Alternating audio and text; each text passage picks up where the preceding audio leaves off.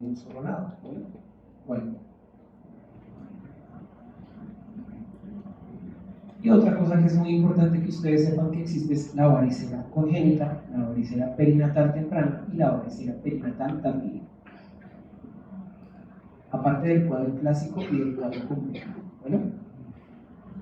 Entonces, la varicela no se considera un virus teratogénico. Una mujer se puede infectar de varicela durante los 3 primeros meses del embarazo y puede dar, finalmente, tener un feto o un neonato de características morfológicas normales. Sí se han descrito algunos casos, creo que hay más de 20 en el mundo, pero es extremadamente raro. La varicela perinatal temprana es aquella infección que ocurre en la madre entre 21 días a 5 días antes del parto. No lo olviden. Anótenlo ahí. ¿No? Varicela perinatal temprana, infección en la madre entre 21 días a 5 días antes del parto. ¿Qué creen que le pasa a ese niño? ¿Nace infectado? ¿Creen que nace infectado? Posiblemente sí, pero ¿qué ventaja tiene ese niño? Que seguramente ya tiene anticuerpos. Por ejemplo, estos niños pueden nacer tiempo después y antes de recibir la vacuna de la varicela pueden tener una enfermedad. ¿Por qué? Porque ya tuvieron varicela. ¿Sí dice también? Pero los niños que tienen varicela perinatal tardía, es decir, los hijos cuya madre presentó infección 5 días antes del parto o 2 días después del parto, a esos niños sí les va mal. En la varicela perinatal tardía, los hijos de mamá que tienen esto se pueden morir. Porque el sistema inmunológico de estos chiquitines no es suficientemente maduro o experto para poder combatir ese tipo de virus. ¿Bueno? Pues estos niños generalmente requieren el inicio de aciclovir de manera temprana. Eso es lo que seguramente han visto en algunos pacientes con varicela, o si la sufrieron, pues obviamente lo pueden reconocer con mucha facilidad. La varicela tiene una distribución cefalocaudal, inicia en la cabeza y se extiende en todo el cuerpo. ¿Bueno? No pasa que me dio varicela aquí en el brazo y no me dio más, no, eso no es varicela, es otra cosa. La característica semiológica típica es que presentan máculas, que es mácula, mancha, máculas y costras, las 3 fases al mismo tiempo. Bueno, eso es lo que semiológicamente hace el diagnóstico de la varicela. La base de estas lesiones es eritematosa, es decir, que tiene un contexto o un contorno rojo. Como les mencioné, son muy pruriginosas, dejan fácilmente cicatrices y se infectan con facilidad. Entonces aquí tenemos fotografías, por ejemplo, de un lactante con varicela, un escolar con varicela, ¿listo? En la varicela y las lesiones típicas. Verán que hay una lesión en fase del rostro, ¿verdad? Y esta se ve en una fase del páncreas. Y estas son fotografías de la principal complicación, uno del dermatoma, de la reactivación del virus de la varicela que produce una distribución por dermatomas. Entonces los síntomas de estas personas es sobre todo dolor y sensación de quemazón, ¿vale? Estas personas limitan la movilidad, ¿sí?, de la extremidad afectada, no porque se afecten las motoneuronas, sino que se afectan las neuronas sensitivas, pero las personas se quejan sobre todo de no poder mover las extremidades por el dolor, ¿no? El dolor les impide realizar incluso actividades como bañarse, cepillarse los dientes, sobre todo cuando afectan las ramas o los dermatomas que tienen que ver con los miembros superiores o con los miembros inferiores para el caso de la movilización. Esta es una fotografía de una paciente pediátrica con cáncer. Ven cómo la niña presenta alopecia y tiene estas vesículas distribuidas en cuál rama del trigémino.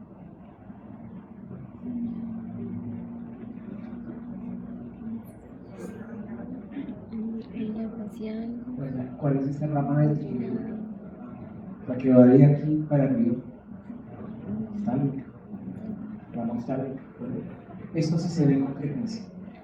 ¿Listo? En los pacientes o muy ancianos, en los pacientes adultos, o se ve también en los pacientes inmunocomprometidos.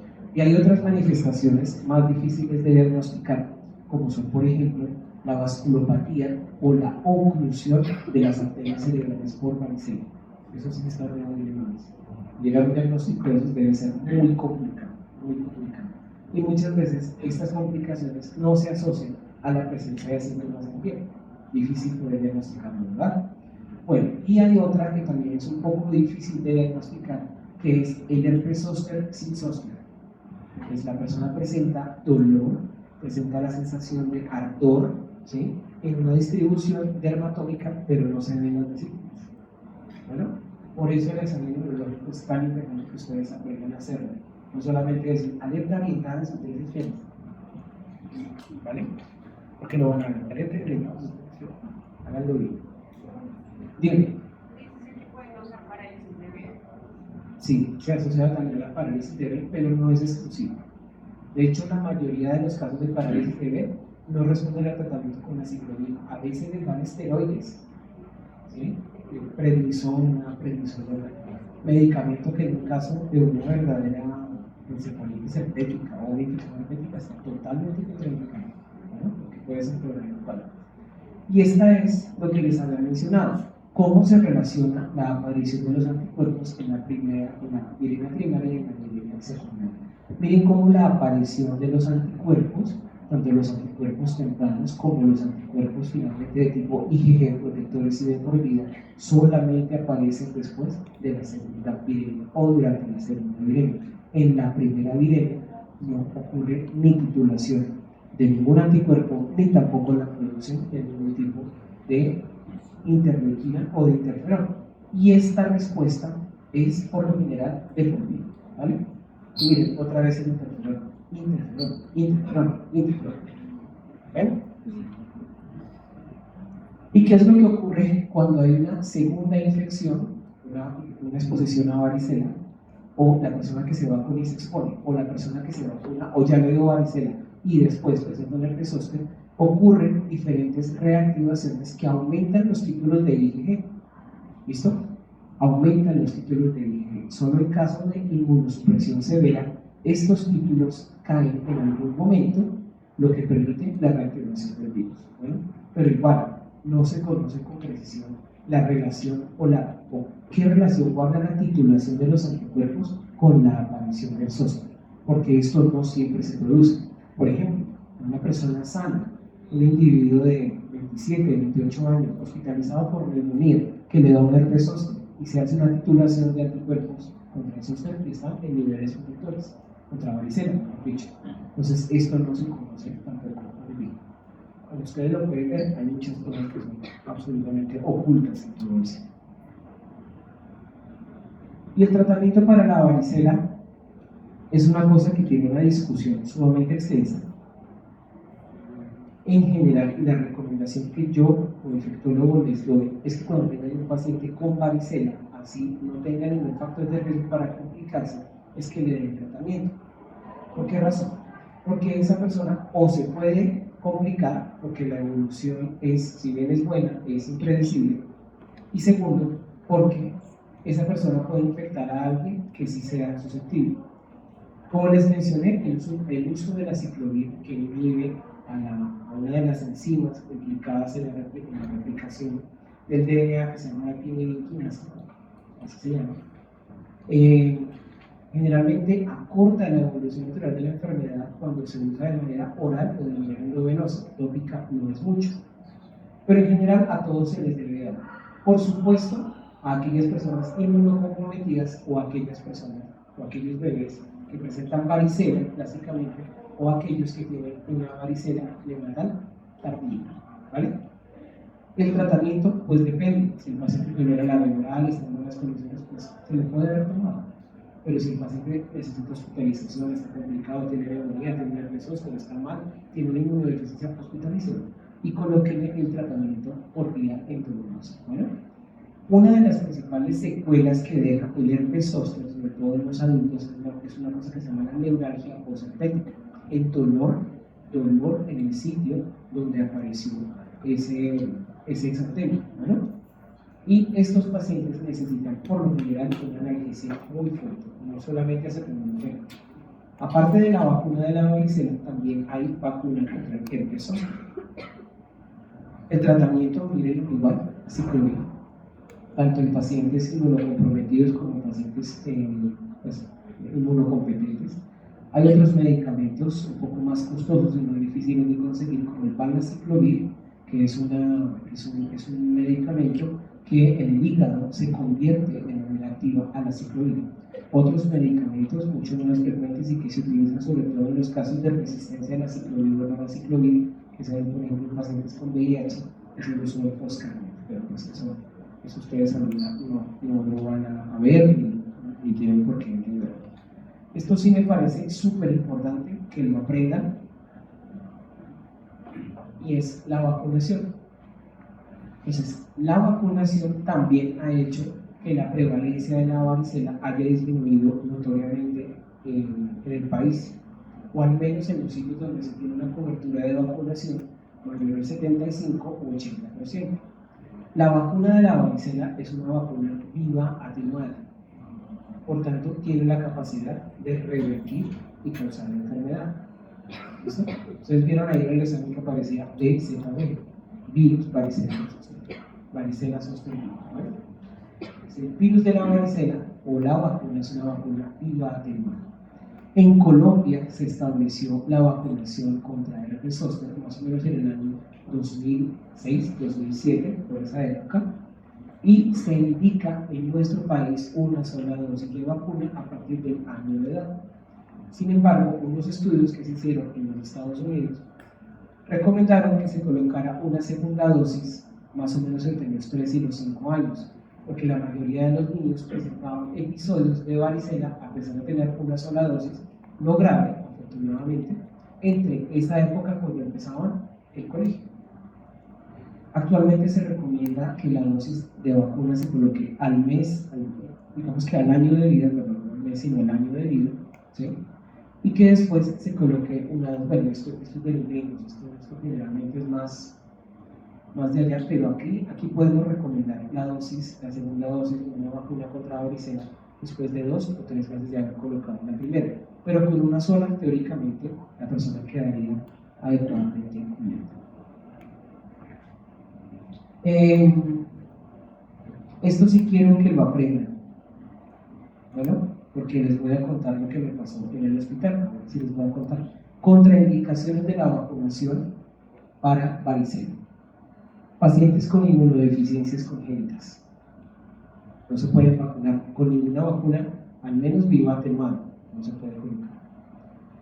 Personas con leucemia, linfoma u otras malignidades, ¿sí?, que sobre todo estén en tratamiento activo con quimioterapia.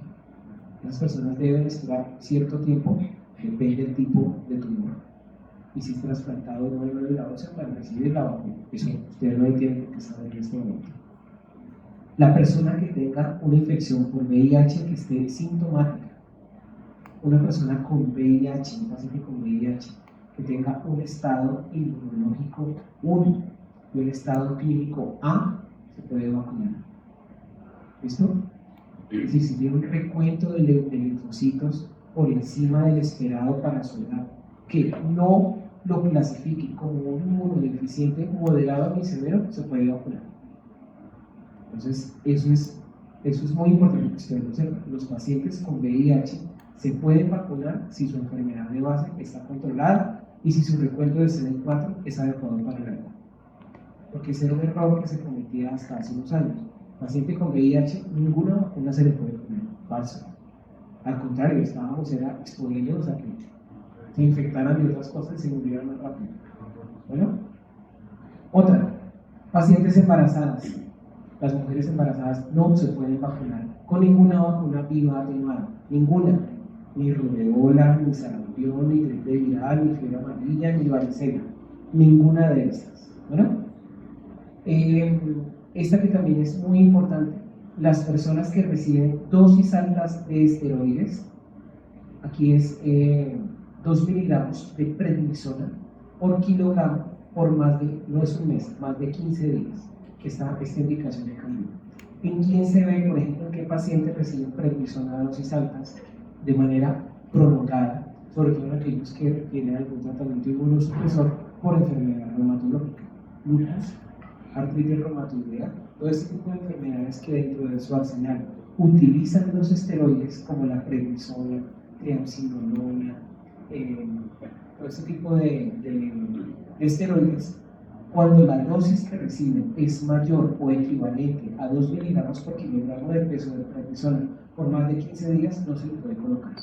Las personas que reciben esteroides inhalados, por ejemplo los asmáticos, las personas con EPOC, ¿sí? Las personas que se aplican esteroides nasales porque tienen una rinitis alérgica, ¿se pueden vacunar contra la varicela? Se pueden vacunar, ¿no? Pues no es una contraindicación, porque no se les haga raro que a ustedes les pregunten eso, incluso antes de que terminen su carrera. Algún familiar les puede preguntar eso. El niño está recibiendo fluticasona o metasona nasal. ¿Alguno de ustedes puede aplicarse fluticasona o metasona nasal? Yo a veces, porque sí. ¿Listo? Bueno,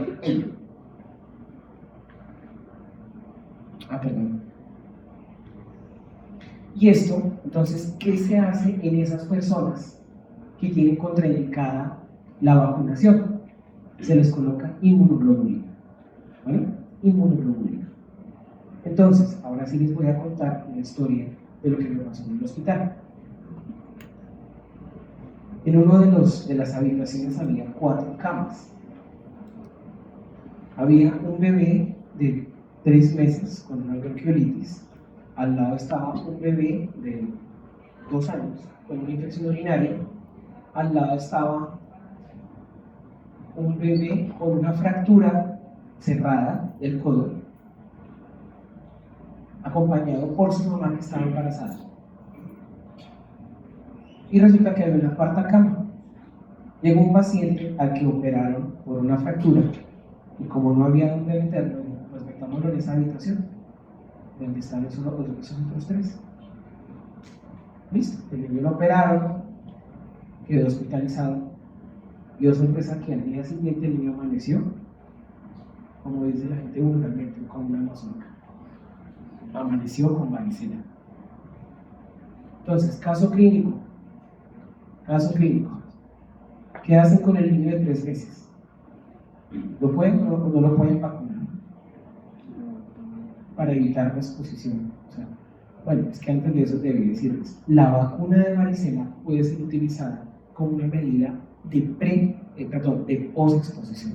¿Listo? Se puede usar la vacuna cuando una persona ha tenido contacto con varicela. Generalmente la aplicación es más útil cuando se aplica dentro de los primeros 5 días posexposición. Bueno, ¿qué hacemos con el bebé? ¿Lo vacunamos contra la varicela o no? El de 3 meses. ¿Qué hacemos con él? Se le coloca inmunoglobulina, porque la vacuna está indicada a partir del año 9. ¿Listo? ¿Qué hacemos con el niño de 2 años, el de la infección urinaria? ¿Qué creen? El niño ya tiene 2 años. El niño ya está vacunado. Entonces lo que se hace es, ¿su hijo tiene más de 1 año? Sí, ok, muéstrame su carnet de vacunas. Listo, está vacunado contra la varicela, perfecto. ¿Qué se le hace a ese niño? Nada, no se le hace nada. De hecho, la exposición a ese niño que se brotó de varicela le sirve a él como un booster, como un refuerzo. ¿Listo? Listo. ¿Qué hacemos con el otro niño es que no me acuerdo la edad, el de la fracturado, 4 años, por decir algo? Nada, igual, el niño tenía su vacuna y pasó. ¿Y qué hacemos con la mamá que estaba embarazada? Inmunoglobulina. ¿Bueno? Inmunoglobulina. ¿Por qué razón la inmunoglobulina? Porque nosotros no tenemos ahí a la mano, ¿sí? Señora, ¿tiene sus anticuerpos de varicela ahí a la mano? Señora, ¿usted tiene varicela? La mayoría de las personas no tienen recuerdos de eso. Muchos de los adultos no estamos vacunados contra la varicela, sino que hemos sufrido la enfermedad. Pues en esos casos, en las embarazadas, lo que se indica es la inmunoglobulina. ¿Listo? Y esa historia de mi vida se la puse a los de hace 1 año en el examen. Y eso que se los conté, y dije, hay que hacer esto, y casi todos perdieron esa pregunta. Y les di la respuesta en clase, y eso va a pasar. Bueno, ¿qué hacemos con el niño con varicela? Con el que amaneció como una mazorca, como dicen los demás. ¿Vale? O sea, para vivir, madre de Dios. aciclovir, parecidos pero no, aciclovir, ¿vale? Listo. Entonces, vean la importancia de esto, vean la importancia que a ustedes les puede pasar eso, ¿listo? Si ese paciente, si no se toman las medidas de aislamiento, si no se le coloca la inmunoglobulina al bebé de 3 meses o a la señora embarazada, ¿qué va a pasar con ese niño? Se va a botar, le va a dar varicela. El niño llegó por una bronquiolitis, se fue con una varicela, los pueden demandar. ¿Listo? Y los pueden demandar a ustedes como médicos tratantes por no conocer las medidas de aislamiento. Por eso ustedes recibieron una clase de cómo es el aislamiento de gotas, cómo es el aislamiento de contacto, cómo es el aislamiento de vía aérea, ¿sí? Cuando les hablaron de la transmisión por aerosoles, por gotas y todo esto. Esa clase estoy seguro que se les hubiera dado toda la noción. ¿Ven? Eso es muy importante. Pero una pregunta. Señora. Una persona que tiene zóster puede infectar a otra persona que nunca le ha dado varicela. Por supuesto. Aquí pregunta mi doctora, si una persona con herpes zóster puede infectar a otra, por supuesto que puede pasar, y de hecho eso pasa, ¿sí? Sobre todo con los niños, porque los niños tienen la curiosidad de tocar la lesión. Ay, abuelito, ¿qué te pasó? ¿Sí? Porque como eso produce esa sensación de que está quemando, la gente prefiere permanecer sin ropa, porque no tolera la ropa, ¿sí? Pues el roce de la ropa produce eso. Claro, el niño sin querer hacer esto le toca la lesión y después se mete los dedos a la boca, ahí se revisa. Pero te doy otra pregunta. ¿Es cierto que entre más tarde aún en la vida de varicela es peor? Sí. También pregunta aquí esto, ¿por qué la varicela es más grave en los adultos que en los niños? Como muchas cosas que les he dicho, no se sabe. Pero la varicela en los adultos puede tener una mortalidad que oscila entre el 15 al 35%. Entonces, si a ustedes, alguno de ustedes no les ha dado varicela o no recuerdan haber tenido varicela, pónganse una vacuna. ¿Listo? Pónganse una vacuna. Porque con toda seguridad, cuando roten por pediatría, van a ver a alguien con varicela. Con menos posibilidad, pero no es cero la posibilidad, cuando vean medicina interna, van a ver a un adulto con varicela hospitalizado. La mayoría de los adultos con varicela se hospitalizan, la mayoría de los niños con varicela no se hospitalizan. ¿Listo? Ok. ¿Para qué se usa el aciclovir? El aciclovir lo que busca es disminuir la evolución de la enfermedad, nada más. Pero las lesiones que ya están establecidas no van a desaparecer. Señora.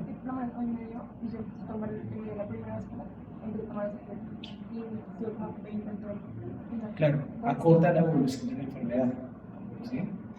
Acorta la evolución. No te salieron 500 vesículos, te salieron 20. ¿Sí? Por decir algo. ¿Listo? Acorta también la tasa de excreción y los días de excreción por la secreción en las ofaringes para que no infecten a otra persona. ¿Vale? Bueno.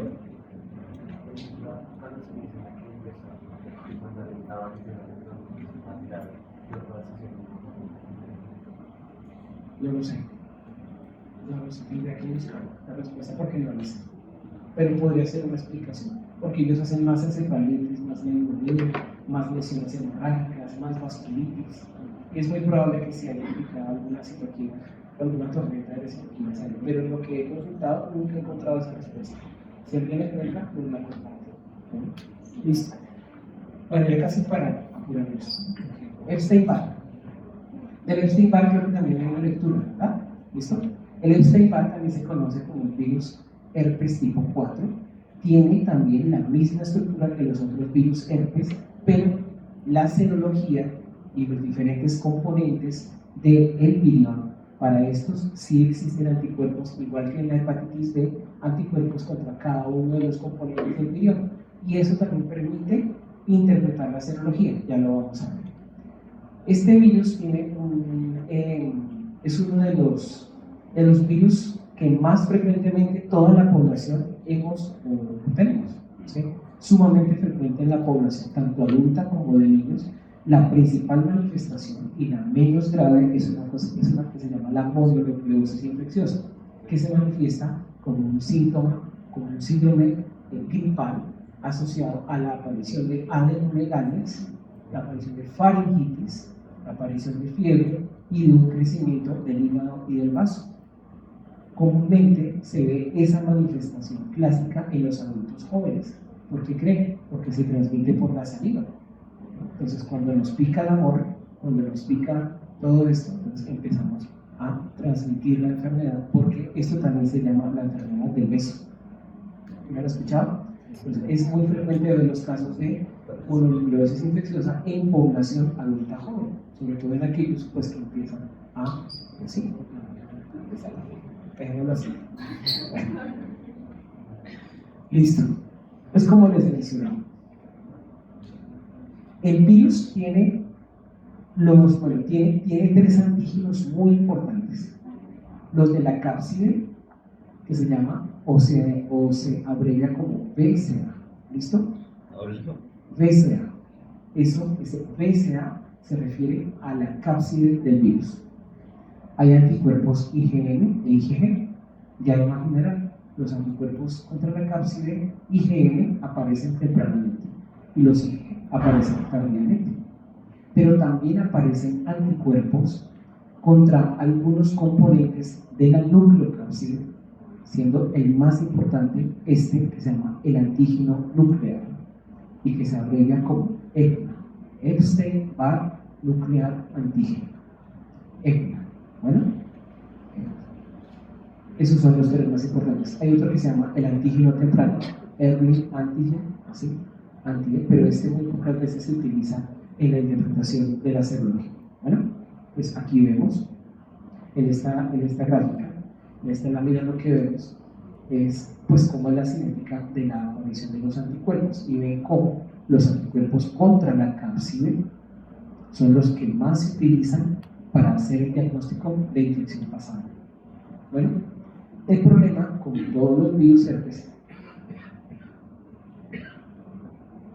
es que el virus Epstein-Barr también puede reactivarse, y cada reactivación o puede ser asintomática o puede ser también relacionada a la aparición de un nuevo episodio de mononucleosis. ¿Bueno? Y cuando esto aparece nuevamente, por ejemplo, el aumento de la carga viral, aparecen los anticuerpos IgM, pero ya no en títulos tan altos como en la preinfección, y se elevan levemente los títulos IgM. ¿Vale? Realmente esto no tiene mayor problema, excepto en los pacientes que tienen algún tipo de predisposición para hacer cáncer. Recuerden que el Epstein-Barr se asocia a la aparición de unos tipos de tumores, sobre todo del carcinoma nasofaríngeo y de los linfomas de Hodgkin, que los tienen como Hodgkin, los de Hodgkin. ¿Bueno? Hodgkin, ¿listo? Esta es una lámina en la que se resume de una manera mucho más sencilla lo que generalmente pedimos nosotros en la clínica. ¿Cómo clasificamos a una persona con una infección por Epstein-Barr? Solamente pidan estos tres anticuerpos, no se pongan a pedir antígenos, uno se pega la enredada del siglo y después no saben ni cómo interpretarlos. Anticuerpos tempranos contra la cápside, VCA, acuérdense, VCA es cápside. Anticuerpos tardíos, de aparición tardía, IgG. Y los anticuerpos totales, IgG, contra el antígeno nuclear que se llama EPNA. ¿No? EPNA. Entonces aquí aparece otra tablita de estos, que no se preocupen, no les voy a preguntar esto, eso sí no se lo voy a preguntar en el examen final, ¿vale? Pero esta lámina, lo que les quiero mostrar es cómo es la serología, por ejemplo, para Epstein-Barr en un paciente que se sabe que tiene un linfoma de Hodgkin o un linfoma de Burkitt derivado de la infección por este virus, ¿sí? Pero bueno, esto realmente es solo para la clasificación serológica, nada más, porque eso a la larga no cambia ni el pronóstico ni cambia el tratamiento, porque tratamiento no hay. ¿Listo? Tratamiento no hay. Y dentro de las enfermedades graves está la leucoplasia oral vellosa, que se clasifica como ¿qué tipo? El VIH. A, B o C. B. La infección crónica por el virus del VPH también produce síntomas crónicos, síntomas a largo plazo, de más de 1 o 2 meses, relacionados con la infección, que se parecen a la mononucleosis infecciosa, pero que no solamente consideran la fatiga. El síndrome de fatiga crónica por Epstein-Barr, eso no se ha comprobado que sea el principal resultado, ¿vale?, de esta infección. Y los más graves, por supuesto, este tipo de linfomas y de tumores, el pronóstico en general es malo, la verdad es un diagnóstico pues grave. Importantísimo. Los reservorios del virus Epstein-Barr, eso se me ha olvidado mencionar, son los linfocitos B.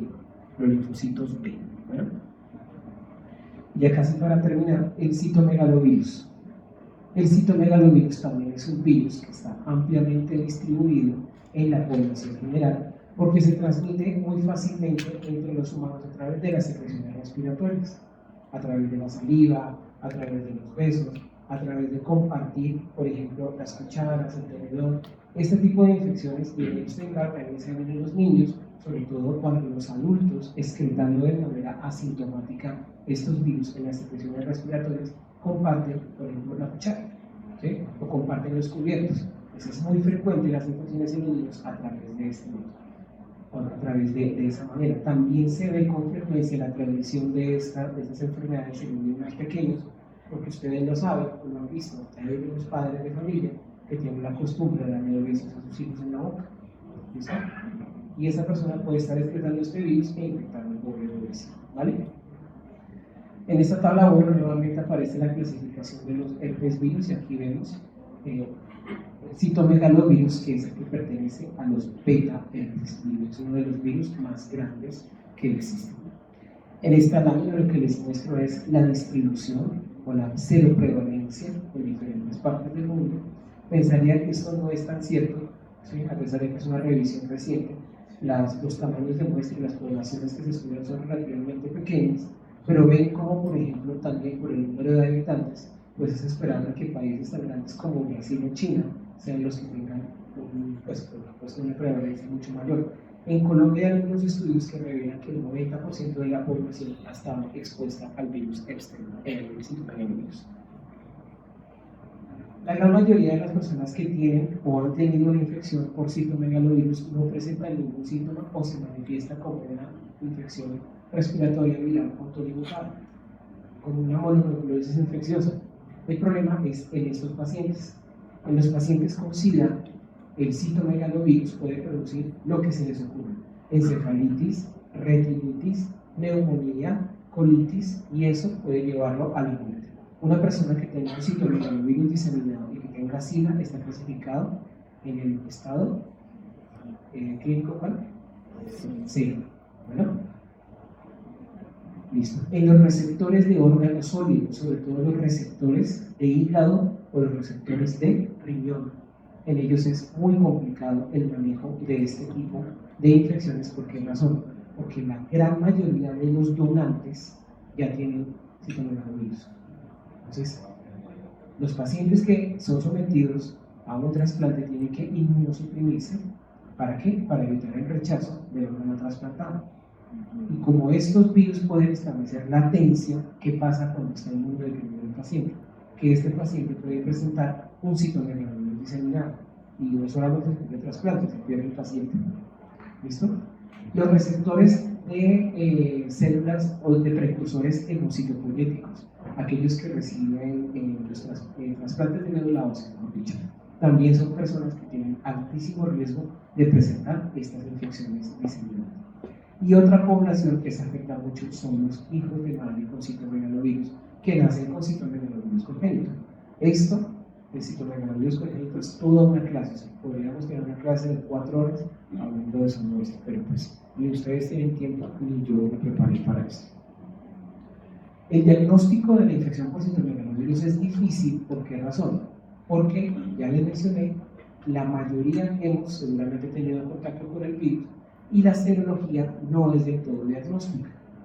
Cuando se tiene la sospecha de que el paciente tiene una infección activa por citomegalovirus, porque tiene un comportamiento atípico para lo que se espera de la enfermedad, o tiene esos factores de riesgo, prácticamente lo que nos da el diagnóstico es la histología. Y esto es algo, ¿sí?, que a veces no se tiene a la mano. Muchos de estos pacientes están en una condición muy grave, ¿sí? Están coagulopáticos, están en la UCI. Dígale usted a un cirujano o a un paciente que está en semejante condición que por favor le haga una biopsia del hígado. Difícil. O que por favor le haga a un paciente con VIH que tiene 20 linfocitos TCD4, que está con una diarrea terrible que no se sabe si es un parásito, si es un hongo, si es que le haga una biopsia del colon. Difícil. ¿sí? Entonces, pero cuando se pueda hacer, se debe realizar una biopsia, ¿sí? Para observar esto,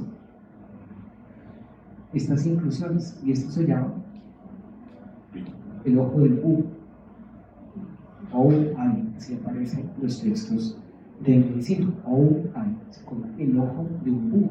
Bueno, entonces eso es patognomónico de una infección por citomegalovirus. Otras manifestaciones clínicas muy graves son las neumonías. Miren, por ejemplo, lo que les había explicado cuando hablamos de virus respiratorios, que llama la atención de esta placa, casi nada. Algo de atrapamiento aéreo, de aumento de los volúmenes pulmonares, y estas otras vías que tienen un aspecto reticular, más reticular que alveolar, que se encuentran en algunos segmentos del lóbulo inferior derecho. Pero el resto, de pronto aquí hay algunas opacidades, pero no, realmente pues no se ve mucho. Pero miren el TAC, miren lo que revela el TAC: un engrosamiento peribronquiano, ¿listo? Y un engrosamiento de los espacios de las cisuras, de algunas de las cisuras. Y este era un caso tomado de un caso clínico que encontré de un paciente con SIDA que tenía citomegalovirus diseminado. Otra manifestación muy grave que se ve sobre todo en los pacientes con SIDA es la retinitis. La retinitis, eso seguramente lo verán cuando tengan su rotación por el servicio de oftalmología y aprendan a hacer una fundoscopia. En esta tabla o en esta lámina lo que les quiero mostrar es cómo se hace el seguimiento serológico o qué se hace con un paciente que recibe un trasplante, porque es en ellos donde en verdad esta enfermedad importa. Bueno, los niños también, pero los neonatos. Entonces miren cómo, si el receptor se le hace una serología para citomegalovirus, anticuerpos IgG, IgR para citomegalovirus, tanto al donante como al receptor se toma una decisión. Entonces, por ejemplo, si el receptor tiene una serología negativa, se debe preguntar al donante si tiene una serología también negativa. La mayoría de estas personas se pueden trasplantar sin ningún problema, porque ninguno se ha expuesto. Pero si el receptor tiene una serología positiva y el donante tiene una serología negativa, existe riesgo, pero no es tan alto. Lo mismo pasa cuando ambos han tenido serología positiva. Dicen, bueno, pero si ambos están positivos, pues chévere, compartimos anticuerpos. No, señor, resulta que estas personas se inmunodeprimen, los anticuerpos desaparecen, ¿sí? Porque muchos de los medicamentos que se utilizan para inmunosuprimir destruyen los linfocitos B y los linfocitos T de memoria, entonces los títulos de anticuerpo caen, y si ambos tienen serología positiva, pues ambos están infectados. Ambos tienen el virus latente, ¿verdad? Pues el riesgo aumenta. De manera que lo que se debe hacer en estos pacientes ya no es serología. ¿Por qué? Porque están inmunodeprimidos. Lo que se pide que es cargas virales. En los pacientes inmunocomprometidos o que han sido trasplantados, sí existe un punto de corte para definir cuándo una carga viral por citomegalovirus es positiva o negativa. Y ese punto de corte son 10.000 copias por mililitro, ¿vale? Pero en las personas asintomáticas, en las personas que no están inmunodeprimidas, no es fácil hacer el diagnóstico por carga viral aunque no salga positivo. ¿Por qué razón? Porque se sabe también de la viremia asintomática. Muchas personas pueden presentar viremias por citomegalovirus y no tener ningún síntoma. Luego, en las personas por demás asintomáticas o inmunocompetentes, lo de la carga viral no sirve ni como diagnóstico ni tampoco como seguimiento. Algunos médicos les dirán sí se debe utilizar. Yo lo que veo, lo que he tenido en práctica, es que generalmente la carga viral no se correlaciona necesariamente con la gravedad de la infección, ¿vale? Listo. Y ya, casi para terminar. Señora. Si el donante está muerto, o pregunta difícil. Si el donante está muerto, pues mira, pensaría que por la prevalencia de la enfermedad es posible, es muy probable que se considere como un caso positivo y se haga regularmente antigenética, que se haga carga viral, y con eso se decide si se inicia un buen tratamiento. Eso es todo, ¿vale? Pero esta es la manifestación más grave del citomegalovirus congénito, la microcefalia. ¿Listo? El citomegalovirus congénito también hace parte de un complejo de enfermedades perinatales que se llama el complejo TORCH. Seguramente lo habrán escuchado bien. TORCH. La C es de citomegalovirus. TORCH, toxoplasma, rubeola, herpes, C de citomegalovirus. ¿Vale? El citomegalovirus es en este momento la primera causa de sordera neurosensorial. La anterior era la rubeola, la que mencioné en el examen. ¿Y que se observa en un neonato por ejemplo, con esta microcefalia? Radiológicamente se observa la presencia de dilatación de los ventrículos laterales, disminución de la masa encefálica y se ven estas manchas blancas que están en el borde de los ventrículos que se llaman las calcificaciones periventriculares. Entonces, en el citomegalovirus se ven calcificaciones periventriculares. En el toxoplasma congénito generalmente se ven calcificaciones tanto periventriculares, pero también en la sustancia blanca. ¿Bueno?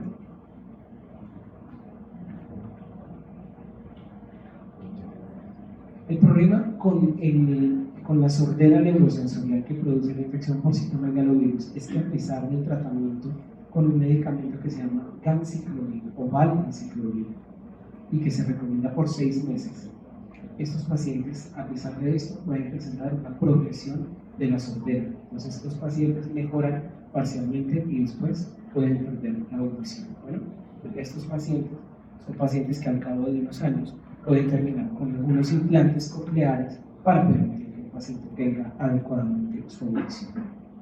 Como les mencioné, lo de la clase de citomegalovirus congénitos, ustedes lo van a ver cuando roten por pediatría. No se suele hacer screening, ni tamizaje o serología para citomegalovirus en las mujeres embarazadas. Se hace para sífilis, para VIH, para hepatitis B, pero para citomegalovirus no se hace. Desconozco el motivo por el cual no se hace, porque muchos de esos pacientes que se infectan con citomegalovirus in utero, su morfología al momento en que nace es normal. Entonces el diagnóstico se hace todavía más difícil, porque la serología no es confiable, porque todos hemos estado expuestos. ¿Sí? La carga viral no tiene un punto de corte claro. ¿Sí? Pues el diagnóstico muchas veces se hace por el estudio de otras manifestaciones del citomegalovirus. Por ejemplo, hacer un TAC cerebral o una ecografía a través de la fontanela, de los huesitos que están acá, ¿sí? Y ver si el niño tiene calcificaciones cerebrales o si tiene ventrículo renal. La otra, los potenciales auditivos. A todos los niños se les hacen potenciales auditivos. Si los potenciales auditivos revelan que ese niño no está escuchando, no escucha poco, piensen en un citomegalovirus.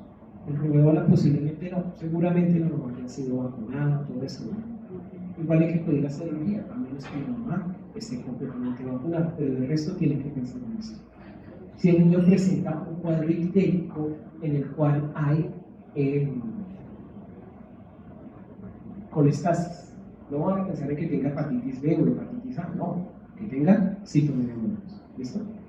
¿Y tan prevalente el citomegalovirus? ¿Qué tan prevalente es? No lo sé, no tengo ese dato. No es de todos los días, pero tampoco es raro o excepcional verlo, ¿no? O sea, no es una rareza, no, realmente no es una cosa exótica, pero tampoco es que se vea todos los días, ¿sí? Infortunadamente, el diagnóstico o la sospecha diagnóstica de esto se hace en la mujer embarazada, cuando por ecografía y en los controles prenatales se observa que el feto no está creciendo adecuadamente, o que por ejemplo el niño presenta ventrículo megálico. ¿Sí? Entonces, ¿por qué este bebé viene así? Les pidamos de serología, carga viral, les hacen hasta punciones a través del abdomen, punciones transplacentarias, y toman líquido amniótico para hacer carga viral. Eso ustedes no lo tienen que saber ahorita, ni tampoco les voy a preguntar eso en eso. Eso lo van a ver con toda seguridad y mucho más completo en el curso de pediatría y en el curso de ginecología. Pero lo que sí es muy importante que sepan es esto, la prevención y el riesgo de transmisión. Entonces, primero, las mujeres embarazadas que se infectan de citomegalovirus durante los primeros 3 meses, tienen un riesgo de casi el 35% de que ese feto tenga un problema. Altísimo, ¿verdad? Mientras que las mujeres que se infectan después de las 24 semanas, los fetos también tienen un riesgo muy alto de infectarse, pero a diferencia de las que se infectaron a las 12 semanas, la mayoría de los que se infectan después de las 24 semanas nacen asintomáticos. Entonces, la infección tardía produce menos secuelas, la infección temprana produce más secuelas, ¿vale? Por ejemplo, en las mujeres embarazadas o en las mujeres que trabajan en guarderías, cuidar de niños, todo esto, y que deseen quedar en embarazo o que estén embarazadas, se recomienda esto. Primero, que no compartan utensilios de higiene personal, por supuesto, lavar frecuentemente las manos y jabón, evitar el contacto o mantener limpios los juguetes, porque estos virus son muy resistentes en el medio ambiente también, pero que utilicen guantes para el cambio de los pañales, sobre todo cuando hay orina. El citomegalovirus se excreta en orina. Eso es lo que también deben saber ustedes. Y una de las estrategias diagnósticas del citomegalovirus congénito es la búsqueda del virus en la orina. Bueno, en la orina. Y esto, por supuesto, evitar besos en labios o mejillas, pues, obviamente si la persona tiene algún tipo de síntoma. Bueno, mil gracias por todo, por haber asistido a estas clases. Ya solamente nos queda el examen final